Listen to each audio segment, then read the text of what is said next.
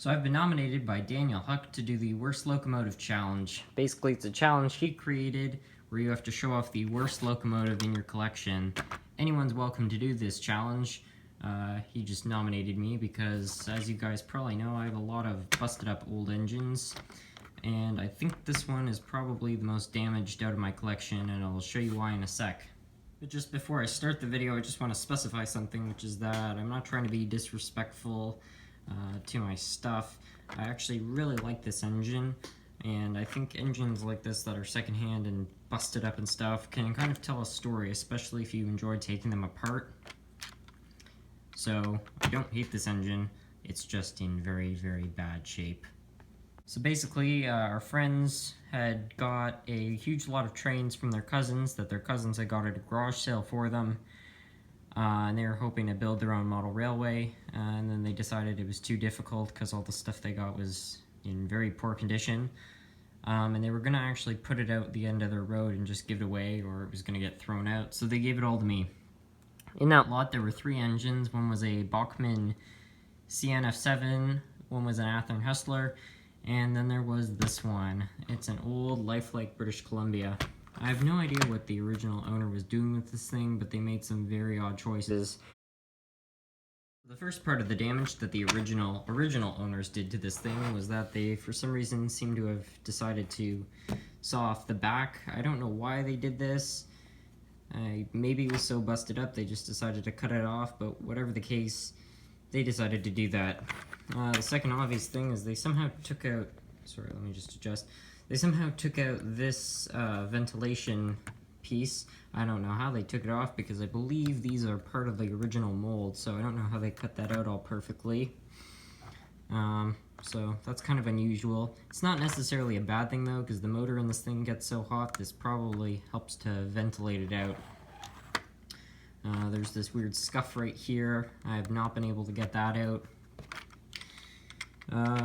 They got rid of the steps on this side, and obviously the back, because, well, there's literally nothing there anymore. All the handrails are gone, the horns are gone. It does have its front coupler still. I believe this is the original, however the back one is long gone. In fact, I think there was a coupling box here, but it looks like that's completely gone, so the only way to get at a coupler on this thing would be somehow attach a new coupler box or replace the whole truck. This thing does actually run, although it's very, very loud, and I've tried doing a lot of maintenance on it, and I've not been able to correct the noise. The front light is burnt out, and the electrical pickup is a little bit spotty, although I've managed to improve that over the years by just cleaning the wheels a lot. In Daniel Huck's video, he specified it does not necessarily have to run, it just has to run in theory, which means it has all the parts it would need to run, the motor, gearbox, wheels, pickups, etc. But like I said earlier, this one does in fact run, so I'm going to show you it running. If you're a professional model railroader, you're probably not going to like how this sounds.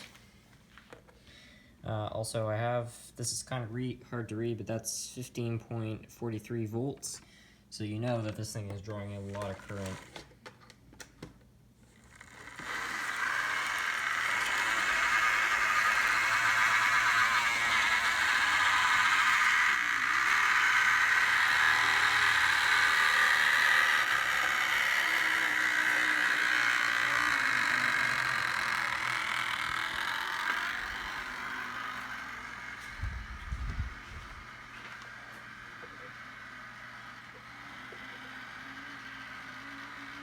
I didn't even let it get around the whole layout because the motor is working so hard in this thing, and I think the magnets are so weak that I don't want to run it for too long because I'm nervous that if I keep that up, I'm definitely going to burn out the motor permanently.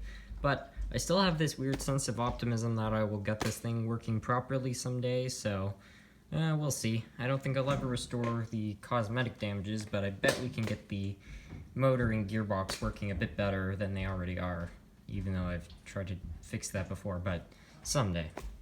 So, do you guys think this is the worst model train out there, or do you guys have worse? If you do have worse, please make a video of it, because I would like to see it, and I'm sure Daniel Huck would as well.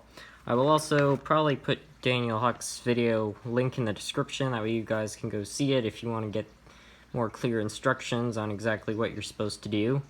This is obviously his contest, so send him the videos, but let me know about it as well, because I want to see. Can you guys beat this one?